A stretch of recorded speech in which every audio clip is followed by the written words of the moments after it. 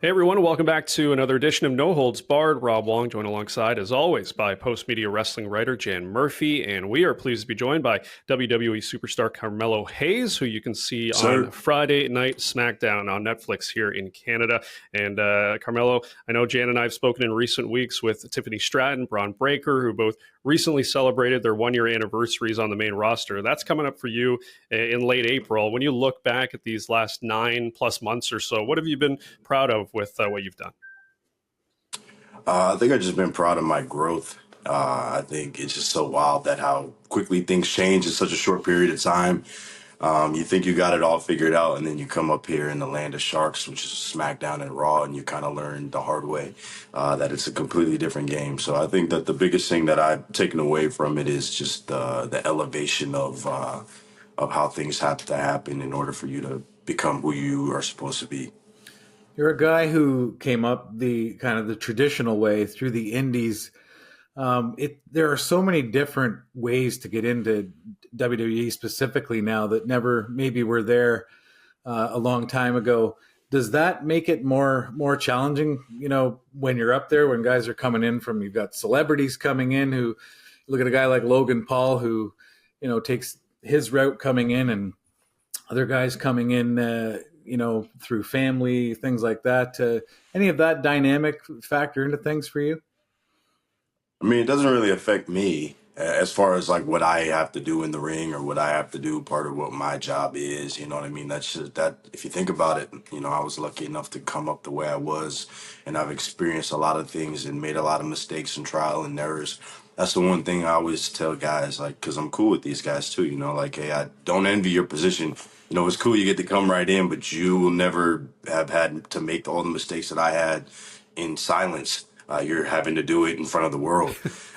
So you know what I mean? That's not a position really to envy in a sense. It's more respect, because it's like, hey, good for you, man. You coming in here and you doing it in front of the world. And, it took some of us years and years of figuring it out, trial and error, just to get to this point, which, was, like you said, traditional, but this new way has become the new tradition of make a name for yourself and then come into the WWE and help WWE with your name and your brand, build their brand. You come up through, when you come from where you did, working smaller things to being on Netflix today. Like, did you ever have imagined when you broke into this business that one day you'd be on Netflix? I remember when I first came in, they were talking about the WWE Network. Like, I remember when I just signed up, it was like, now they got the WWE Network, so none of you have no excuse not to know the history. And I remember that was like a big thing. So, I mean, to go to Netflix is, I mean, it feels like that makes the most sense as far as like getting it out to the broad. Seemed like that was always like an end goal, right? The streaming. So, I mean, we're here now, and this is like as big as it's ever been. So it's cool. Yeah, and that's right up your alley. I mean, I've seen interviews where you've talked about the amount of wrestling that you watched when you were a kid. I know you used to watch it on VHS. Shout out to VHS. I'm a little bit older than you, so that's how I got started. I remember going to the video store to even rent VHS tapes from WW to watch. I know you're a big Edge guy. We're from Toronto, so shout out to Toronto's Edge. Shout But out. my question to you is, when you decide that this is the path that you want to pursue, how did you make it a reality? Like, are you looking up local wrestling schools like people did back in the day? Are you watching videos on YouTube? What's the actual process of going from being a fan to actually start, getting in the ring? Yeah, I remember I was like maybe 10 years old when I went to my first indie show, and I didn't know there was independent wrestling. I just remember thinking like, there's something other than WWE. And, they came to my town, and I remember like two of the guys on the show were like really young. They were like 15, 16. And I remember me and my buddies were like, you guys are only 16. Like, I remember telling my mom, I was like, I want to do that. Like, after high school or after middle school, I want to train. They're like, everybody's like, yeah, okay. And, when you get in high school and stuff and other things happen, you kind of lose track of where you want to go. And then when I got out of high school, one of my buddies said they had a 1 day. I've told this story a million times, but I don't know if I told you guys, but they had like a 1 day kind of like a camp where you come and you learn, you hit the ropes and you do the whole thing. And I did that. And the same school like Mercedes went to, the same school Ivar, Dijak, Tommaso, Kofi, you know what I mean? All the guys from my area. So it was a very well decorated school that had a lot of success and a very high track record. So I was fortunate that, and I ended up sticking to it, and here I am. The thing people have been talking about the last couple of weeks since the Royal Rumble was the IShowSpeed being cut in half by Bron Breakker. I don't think you're getting enough credit for your role in all of Yeah, put him in that position, bro. what was your take on that when you had a chance to watch that footage? I mean, again, I talked to Bron about it. Like, not everyone, Oh yeah, what'd he say? not everyone is built or trained to be able to take a move like that. Bro, he wasn't even ready. If you watch the video, dude turned around and got smoked, bro. He didn't even know what was coming. No I clue. don't know if you're getting enough credit for your role in all this thing. Hey, I set him up for success or for fit. He could have main evented WrestleMania, bro. That was on him. He had the shot.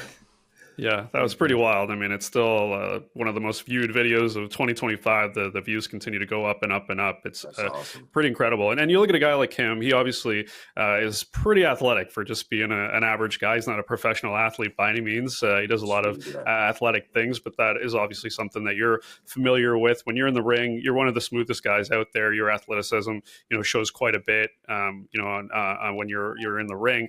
Got to ask you about this finisher you do, nothing but net. And I'm always interested in the process of how performers decide on what they'll use. How did it go for you that was the move where you felt like, yeah, this is the one for me?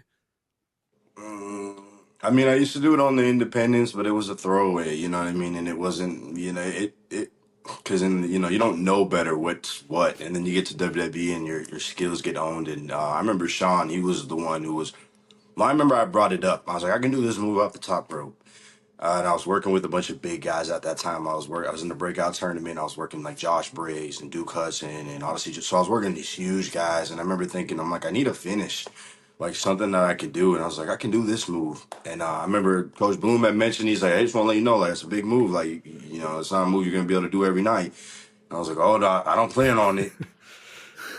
And then Sean had just been, that was just his jam. Like, you got to have a finish that's over and everybody knows. And so he was very adamant, like, you're hitting your finish. And here we are. And people think it takes more out of me than it really does. I perfected it. I understand, like, exactly where I need to land so I'm not taking the brunt of it. Like, I understand how far I need, you know what I mean? I can hit it at any point. I've done it over 100 times. So, I mean, that's kind of what I'm going with now. I am playing with finding a different finish. Because I have a deep, moveset that I can throw in there here and there. So I'm looking into something else possibly.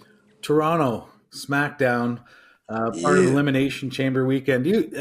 I assume you've been to Canada at this point. Yo, I love Toronto. Last time I was there, I had a great time. What do you love about Toronto? Yeah, I just like the vibes. Like, it feels like New York City in a way. I don't know. It's weird. Like, it was my first time there, so I didn't really know. But I remember I went there and I did I did some stuff with I don't know if it was Boys and Girls Club. I'm trying to remember. It was like something, but I did some cool stuff with like the community. I did some community stuff. It might have been like the Boys and Girls, and everybody was just so cool, man. Everybody treated us so well.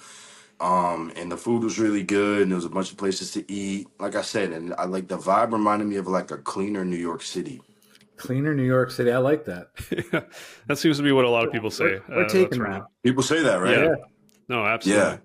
Yeah. Carmelo, we really appreciate the time today, man. Hope to see you when you drop in Toronto at the end of the month here for SmackDown. We love the work you're doing. Yeah. Appreciate the time, man. Thanks for doing it.